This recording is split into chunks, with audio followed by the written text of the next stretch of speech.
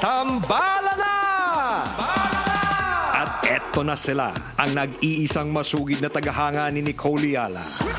Chris Chuper! Kasama ang nag-iisang die-hard fan ni Chris Chuper. Nicole Yala! Mula sa Mahiwagang Burnay, ang kwento.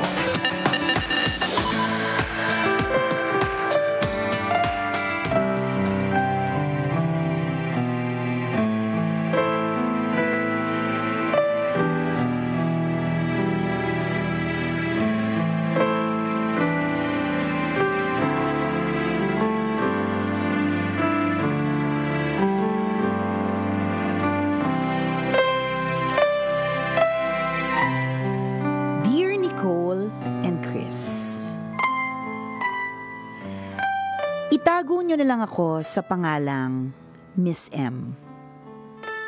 Isa ako sa marami ninyong tambalanista na super mahiyain, kaya it took a lot of courage for me to write to you.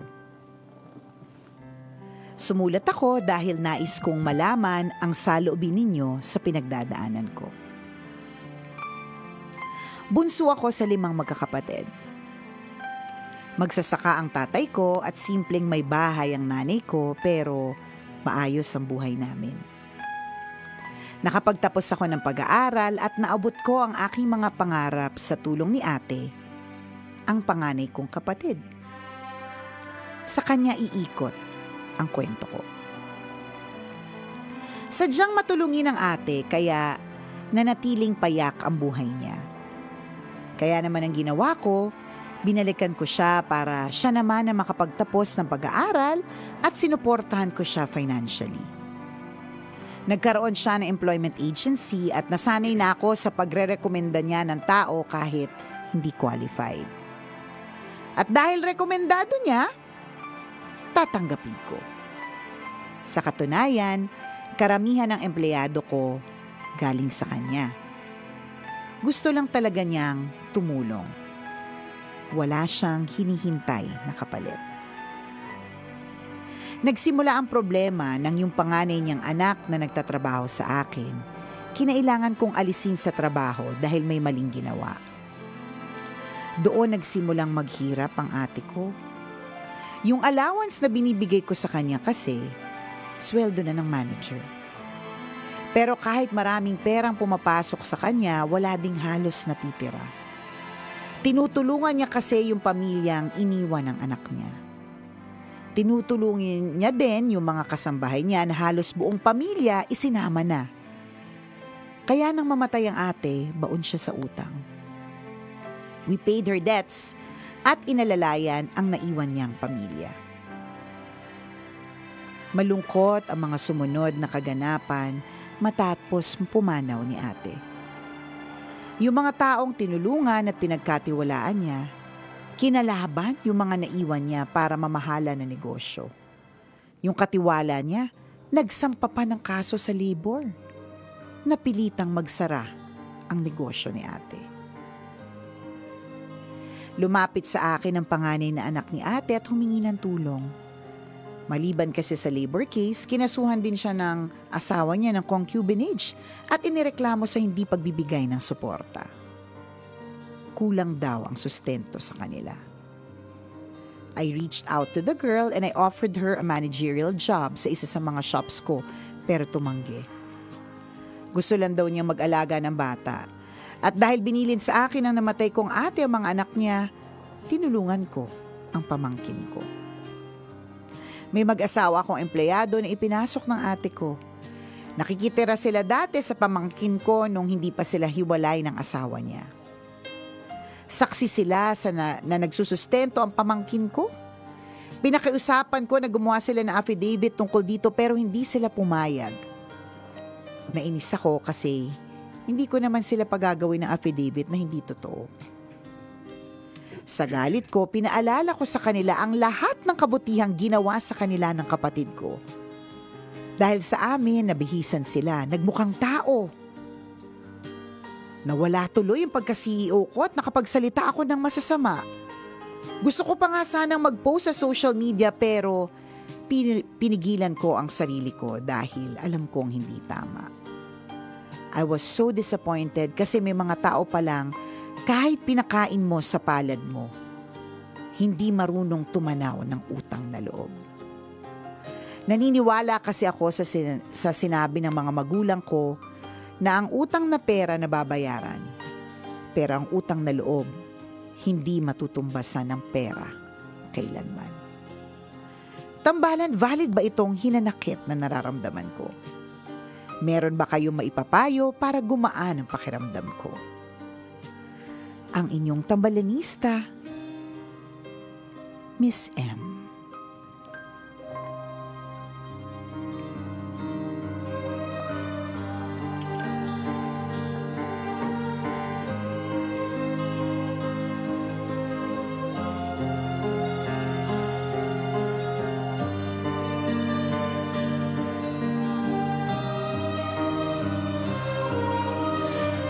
Bakit ganun partner?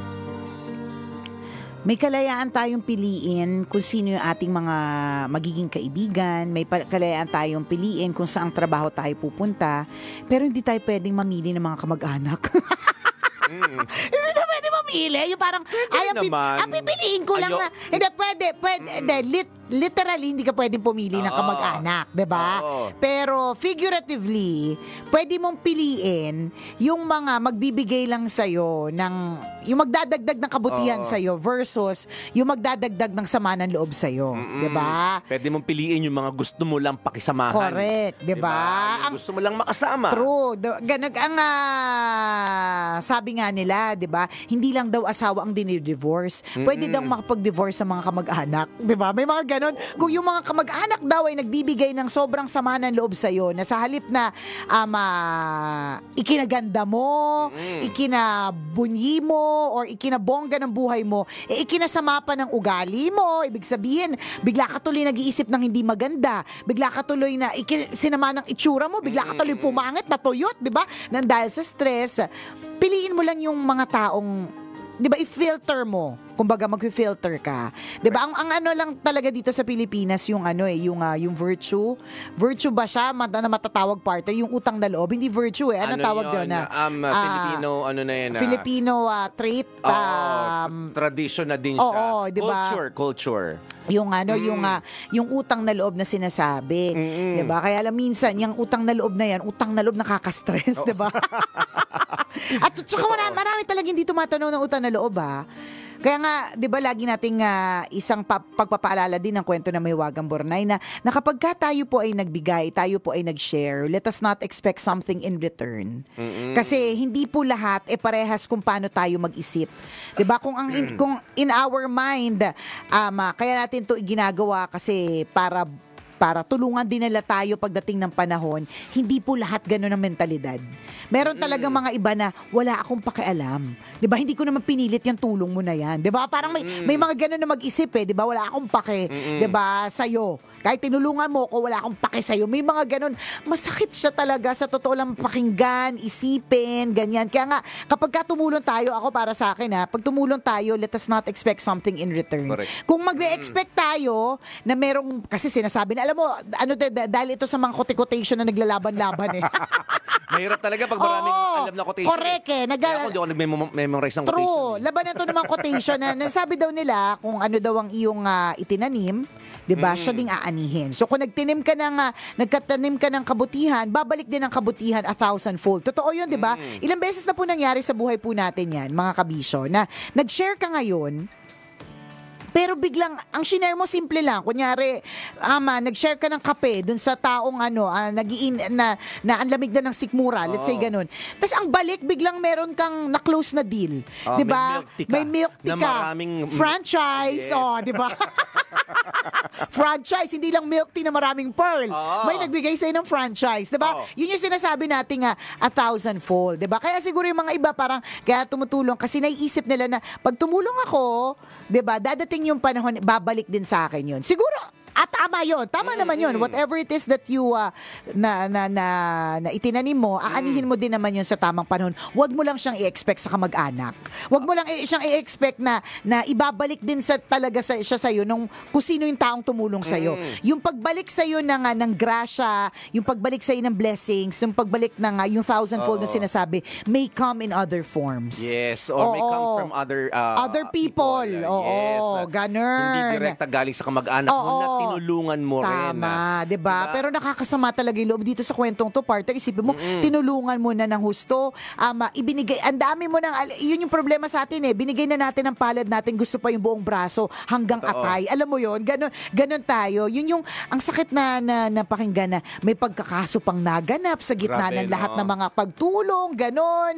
Nakakalungkot. Totoo yan. Tama ka dun sa isang sinabi mo kanina, partner, na... Ang dami kong sinabi, isa lang yung tama. Medyo masakit Medyo masakit, partner. Nauhaw ako. Nauhaw ako sa dami ng sinabi ko. Sa lahat ng sinabi ko, may isa kang tamang sinabi. Yung isa sa mga, isa sa mga sinabi mo. Oo nga, minsan, madami naman din na talaga akong maling sinasabi. Yung isa sa mga. Yung sinasabi natin, huwag kang mag-expect para hindi ka masaktan. Correct. Tama. Perfect. Oo, go. Isa sa mga sinabi mo na naglinger, ayan tuloy, nakalimutan ko na. Kaya mo yan. Na totoo yun, no? Pag tumulong tayo, wag lagi tayong nag-i-expect. Ginawa natin yung bagay na yun out of generosity, out of love, di ba? Out of the goodness of our hearts. Yes. At masaya yun. Kung baga ginawa natin yun, bahala na. Ang importante, tinulungan kita. Ang importante, napasaya kita. Ang importante, napagaan ko yung pinagdadaanan mo. Tama. Di ba? And that's it. Wag kang mag-i-expect ng something in return kasi masasaktan ka lang talaga. At applicable yun sa napakaraming pagkakataon. Totoo. So let's make it a habit na kapag nagbigay tayo ng helping hand, di ba, nagbigay tayo ng tulong, ang importante, nakatulong ka. Correct. Kung babalik o hindi babalik ka, wag mo nang isipin yon. Ang importante, may napasaya kang tao. Tama. Tuldo ka muna doon para hindi na magkakaroon ng kasunod na story. Na parang, bakit ganun, tinulungan ko naman siya pero ginanito niya lang Correct. ako. Diba? Actually, normal na naman na maramdaman niya ng isang tao kasi tao lang tayo Hindi naman tayo Diyos na patawarin na natin ang lahat, di ba? Hindi normal lang Pero talagang totoo yon. Correct. So, masakit man isipin, bakit ganun? Ang dami kong ginawa. Yung ate ko, ang daming itinulong. Pero bakit sila ganun? Ganun talaga. Normal. Common reaction. Oo, common reaction na masaktan. Pero common din na may mga tao talagang walang utang na loob. Diba? Ang sarap pagsasampalin talaga parte ng upo, ng sayote, pagbabatuhin ng patatas ng mga para matauhan ba? Yung gano'n? Yung mga mabibigat, pakwan. Oo, correct ka yan. Tama. Langka. Yan, di ba? Durian. Yan, di ba? Yung mga nakakatusok. Correct. Yung mabibigat talaga. Yung mga mabibigat. Ganun. Isama na natin yung buong puno. Parang gusto mong hampasin na parang, ano ba? Tumbahan mo ng puno di ba? ng mangga. Correct. Laki. O kaya Nara. Yung 1,000-year-old. Correct, di ba? Yung parang gusto mong ganunin para lang maulog yung pag-iisip at pagkatao at, huy, ano ka ba? Ang daming ginawa nito para sa'yo tapos ganyan yung balik mo. Totoo. Ang sarap ganunin pero hindi naman lahat ng sinabi natin batuhin ng langka, durian, Joke buko. lang yun, di ba? Gawin mo yun. Wala naman. Pahirapan mo pa sarili mo, sige. Sa sobrang galit. Wala kasi utang na loob. Naghahanap ako ng puno ng durian. Correct, Wait lang. Gusto ko tang sampalin ng durian. Diba? Ang sarap, alam mo sa isip mo parang ang sarap ganunin. Diba? Parang nagiging masamang tao ka patuloy kasi nag-iisip ka ng masama. Pero sa totoo lang, may mga tao talagang ganyan. Totoo yun. Since it's a given situation yung ganyan, given yung mga ganyang klase ng tao, ang sinasabi natin dito, make it a habit na kapag tumulong ka, tuldo ka muna, huwag ka mag-expect ng something in return para hindi ka masaktan. Tama. Pangalawa, kung napagtanto mo na ang taong tinulungan mo, isang klase ng tao na walang utang na loob, then that's the time you make another period. Tama. Diba? Sever the ties. Yes, end of story. Meaning, wag mo nang i-entertain the second time na lalapit ulit sila o nangangailangan sila ng tulong kasi alam mo ganun yung behavior nila Correct. Sa madaling salita, minsan talaga hindi na natin kayang kontrolin yung mga taong walang utang na loob.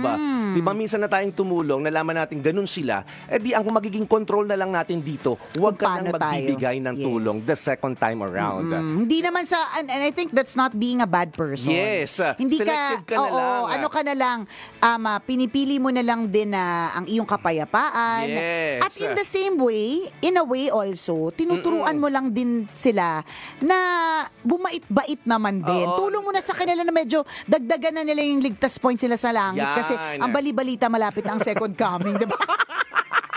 Ang bali-balita. Mga bali-balitang yan. Ang bali-balita. Huwag Malapit ka na nakikipag-inuman sa kanila, Oo. partner. Sama na naman nakainuman itong mga to. Hindi. Alam mo ba, mamaya kwento ko yung mga bali-balita na yan. Hindi, Malapit na second coming. In a way, Buti pa nalaman dyan. Hindi, ang sinasabi Kawawa naman ko. yung di nakaalam talaga. Yung dagdagan mo yung ligtas mo sa langit, ligtas points mo sa langit kasi ang bali-balita, malapit na yung second coming. Kasi ibig sabihin, ang point lang doon is, tulungan mo na din sila na tumayo sa sarili nilang paa. Una. Yes. Pangalawa, tulungan at turuan mo din sila na nabawas-bawasan yung kasamaan ng ugali. Kasi hanggat merong mga, sabi nga, it takes two to tango. Hanggang may na mangungutang, 'di ba? May nagpapautang. Tama ba? Hanggat may nalulo. Nagpapautang, may mangungutang. Correct, 'di ba? Hanggat merong utu-uto, laging may scammer, 'di ba? So ito, in a way, kapag yung sinasabi nga ni partner na second period mo na yung ano mo sa kanila, tinuturuan mo din sila na baka sakali namang matauhan sila na ay, oo nga, no. Grabe pala yung ginawa nila para sa amin. Tapos, inano lang namin na we took it for granted. Or, dinisregard lang namin. Or, oo nga, no, kailangan din naman pala nating tumayo sa sariling paa. Oo nga, no, tama si Nicole. Bumait tayo kasi ang bali-balita. Malapit na daw yung second coming. Di ba, yung mga ganun, in a way, makakatulong ka din sa kanila. Binibigyan mo sila ng realization. Oo. Hopefully, hindi talagang ang kapal-kapal talaga ng mukha na hindi rin makarealize, di ba? na ikaw pa rin ang masama. Pero ganun yun eh. Kung tingnan mo, kahit anong gawin mo, may masasabi sila. Yes. Naging mabuti ka, may sinabi sila.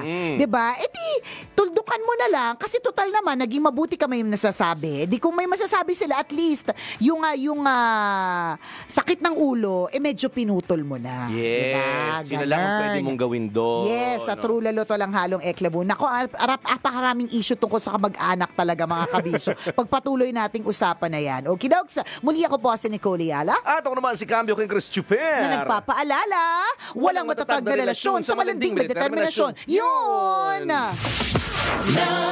This portion was brought to you by Yan. 'Di ba? Yun yung yung sinasabi talaga nila na pwedeng hindi lang asawa daw ang dinidivorce. Pwede daw makapag-divorce sa mga kamag-anak, 'di ba? Kasi kung nakakadagdag sila ng sama ng loob sa iyo at stress, pwede Correct. Pwede mong piliin lang yung hindi natin, 'di ba? Sabi ko kanina, bakit gano'n hindi may kalayaan tayo to choose our friends and the job we work. Kung saan tayo magtatrabaho, 'di ba? Pero hindi natin pwedeng piliin kung sino yung kamag-anak kasi nabuhay tayo sila na 'yon. Pero tama nga naman, pwede. Correct. 'Di ba? Pwede natin piliin who stays in our lives. Yes. Oo. Yun na lang yung magiging mo doon, parang solusyon sa problema mo.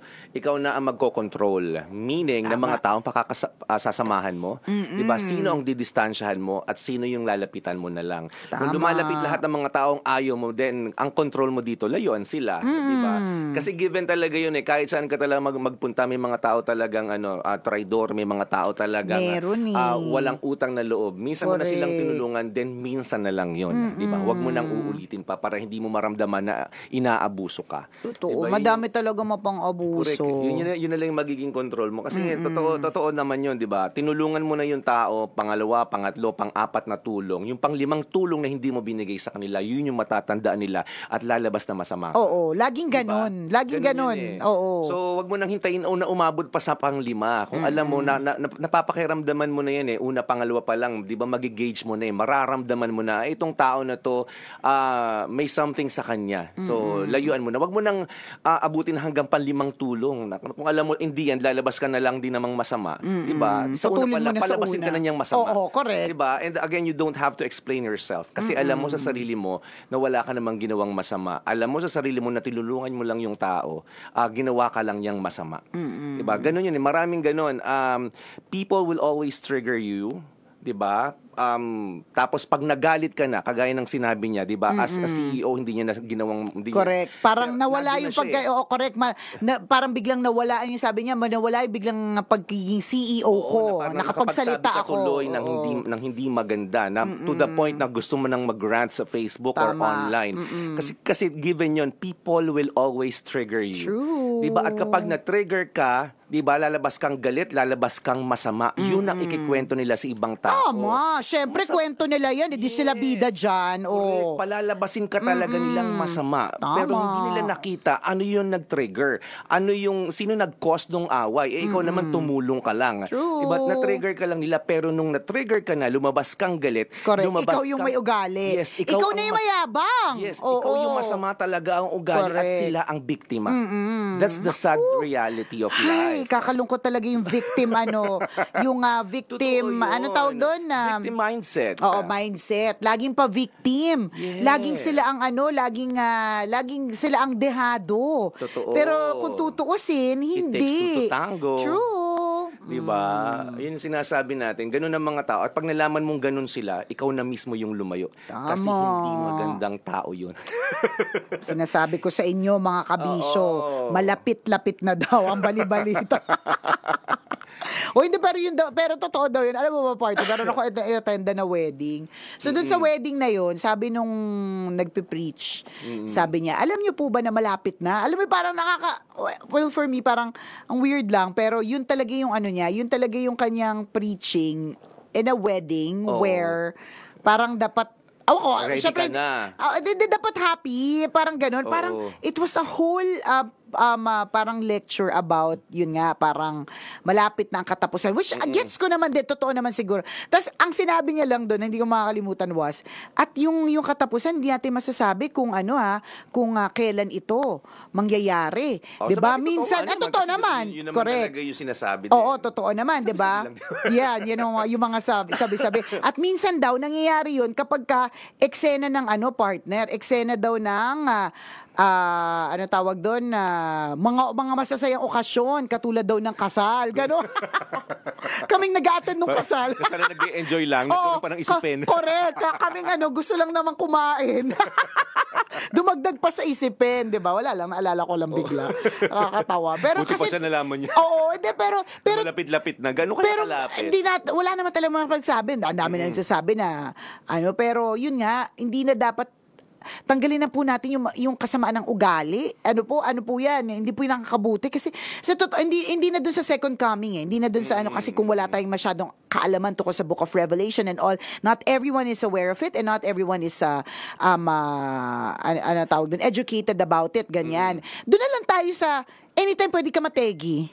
Gusto mo ba yung huling mga eksena mo sa buhay ang sama ng ugali mo, 'di ba? Ganun lang 'yun eh. Totoo yun. Kuha ka na lang lagi ng mabuti. True. Yung issue ng pagtanaw ng utang na loob, minsan maganda naman yan, pero minsan din masama. Depende kung paano mo gagamitin kasi. Tama. Pagtanaw ng utang na loob, ibig sabihin talaga na-appreciate mo yung tao na tumulong sa'yo. Correct. Diba? Nagiging masama lang yan kapag mali na yung paggamit ng utang na loob. Na minsan, dahil nga gusto mong tumanaw ng utang na loob, nagsasuffer na rin yung yung interest mo. Nagsasuffer yung situation mo.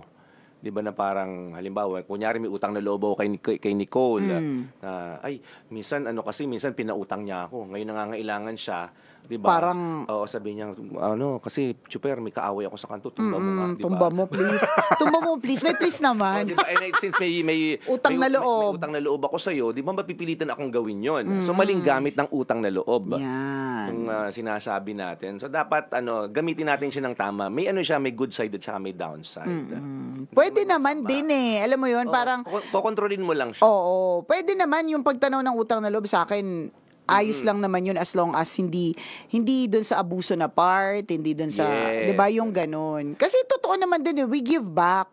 Oo, 'di ba? Or kung di man tayo mag-give back, we pay it forward. Mga ganun na mga Correct. quotation. May laban lang yung mga quotation, guys. Hay, Kalurkey. Diba? Minsan talaga, lalo na pag kamag-anak, ang dami na nasisira talaga pagdating sa mga utang na loob na ganyan. Kasi mas may lakas kasi tayo ng loob na na mag-express ng emosyon natin kapag kamag-anak. Correct. 'Di ba? Unlike sa ibang tao, lumayo na siya eh. Kumbaga parang halimbawa si Nicole, hindi ko na siya nakita for the last 5 years. Wala na akong makikwento sa kanya kahit alam ko hindi siya tumanaw ng utang na loob sa akin. Pero the fact na kamag-anak kita, 'di ba? Tapos mananatiling yung utang na loob na yung hindi pagtanaw ng utang na loob ay mananatiling kwento eh. Kasi kamag-anak kita compared sa ibang tao na mahirap nang ungkatin yung kawalan ng utang na loob niya. Kaya sinasabi natin kapag kamag-anak mas nagstay yung mas naglilinger yung issue ng utang na loob compared True. sa ibang tao na hindi mo na mahagilap. Correct. Talaga. Basta pag nagbibigay sa'yo ng stress, kiss. Oh. Ganon. Distansya ka na. Yun na lang yung pwede mong gawin.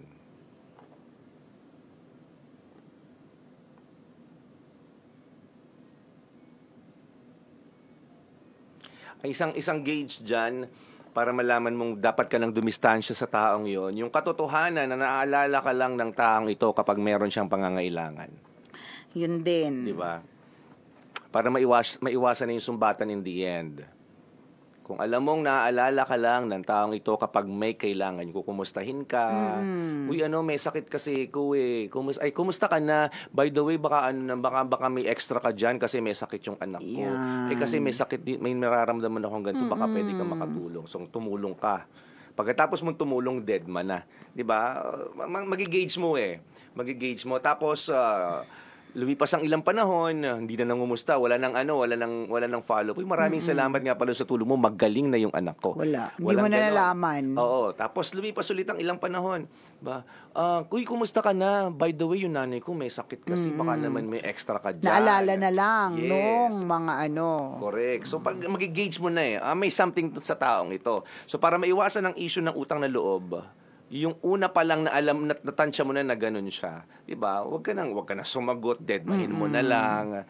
Diba? Tsaka partner, yung sobrang mapang-abuso. Yun, Dami madami talagang din ganun yan. Yung parang, okay, hindi naman ako minsan partner parang, maliit na bagay lang kanyari yung hinihingi or kaya lang parang lagi. Parang hindi mo, talaga ba? Hindi mo, carry na. Parang gano'n. Parang, sa totoo lang, parang pwede mo namang ibigay yung tulong eh. Lalo na kung hindi naman parang kalakihan. Kaya lang, kung halimbawa parang abusive na lagi na lang. O dapat ramdam mo yun. Oo, na sa'yo na lang ba nakasalalay? Totoo ba? Minsan kasi parang may ganun kasing feeling tayo na, hindi, mayaman naman yan sila eh. Okay lang yun. Parang, wala lang sa kanila yung mabawasan ng 500 or 1,000 or kung whatever, di ba? Pero, hindi na yung pera eh. Well, oo din yung pera, pero it's more of, talaga ba, ulit-ulit? Wala nang hindi ka nagagawa din ng ewan ko, wala lang. Minsan hindi mo na sila makokontrol. Hindi lang naman siya isa eh. Marami ka may encounter ng ganyang tao sa buhay mo. Ang pwede mo na lang kontrolin, di ba? Ikaw. Oo, Ang partner, yes. ang lang dito is, parang may feeling ka tuloy na, ang sama ko ba kasi hindi ko tinulungan, kaya ko naman. Hindi rin. 'Di ba? Yung Ako dapat question ko yun partner kasi parang tinanong ko yun sa pare, nakalimutan ko yung sagot niya, English yata yung sinagot niya, kaya nakalimutan ko. Basta parang tinanong ko yun na, what if merong mga taong gano'n na parang ulit-ulit, ang sama mo ba if you decide na deadmahin na lang? Kasi nakatulong ka na naman eh. Hindi man malalaki yung tulong mo, pero pag nagsasabi sila, tas kaya, gagawin mo. Diba? Parang may feeling ka patuloy na ang sama ko ba kasi hindi ko na sila tinulungan. Kaya ko naman. May ganun eh. May ganun kasi. Ewan ko ba? Meron kasi, minsan kakainis talaga. Nakakainit tayong Nakaka-lurky.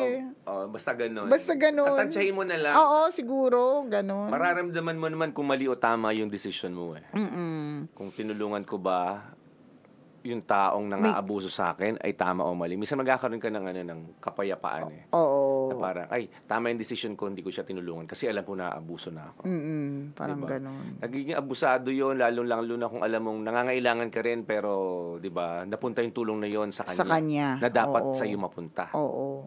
Paano nga kung maliit lang? Minsan akala natin maliit lang yun eh. Oo, Pero yung mga sabagay. small increments na yun, Pagka nagpatong-patong, pinagsama-sama. malaki pala yun. Totoo yun. Yung na sana mas may makatuturan na pinuntahan yung mga maliliit na bagay na yun, naging malaki din.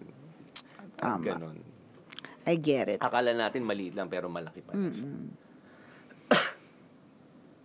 Diba? Parang kita ng mga Chinese, di ba? Akala natin maliit lang pero sa mga Chinese malaki pala. Correct. Ang dami kasi.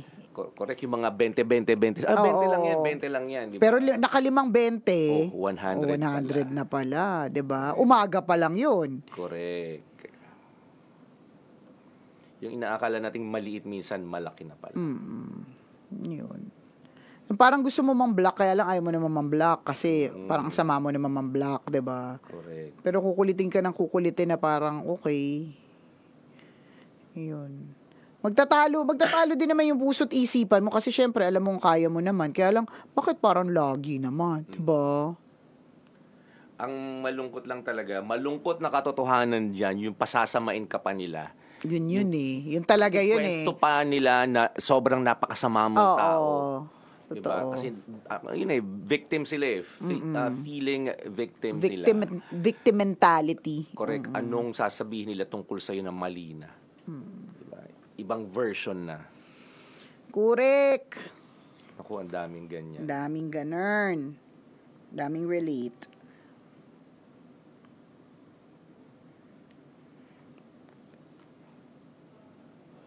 Ayan. Shout out. Parang ang dami nakaka-relate sa mga eksena ng mga Issue ng issue ng kamag-anak. Ay, nako. Sabi niya, ni Lori Jimenez, minsan po parang habang buhay po yung utang na loob. Mga idol, minsan hindi ka makatanggi dahil alam mo na may utang na loob ka. Kailangang tumugon ka sa mga gusto dahil may utang na loob ka. Yun lang maigaganti mo. Iba-iba po. Ano yun? Ano daw? Basta minsan parang sinasabi niya siguro for life ka ng parang indebted dun sa taong yun kasi nga may ginawa siya sa'yo in the past. Sabi ni Inray Ann, ay pareho nung kakilala ko, todo makaawa nung nakuha na, huyo ka na. Totoo yun. Mababait lang talaga sila pag may kailangan ka, pero pag nakuha na nila yung kailangan nila sa'yo, dead man ka na. Ang daming ganyan. So, engage mo na, tansyahin mo na kung sa una, pangalawang pagkakataon, yan na yung pakiramdam mo dun sa taong yan. Actually, kung hindi lang pakiramdam, yun yung experience mo sa kanya. Then, the third time around, wag mo nang i-entertain. Diba? Pag nangumusta sila, hayaan mo sila mangumusta na mangumusta. Diba?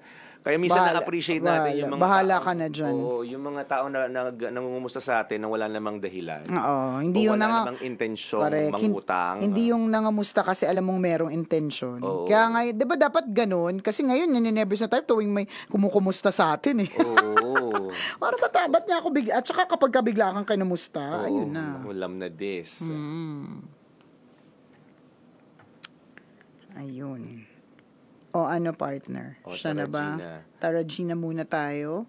Tara Gina po muna kami for today's video. Ingat po tayo, mga kabisyo. At naway maging bongga po ang inyong araw today. Ingat sa Monday. Happy Lunes!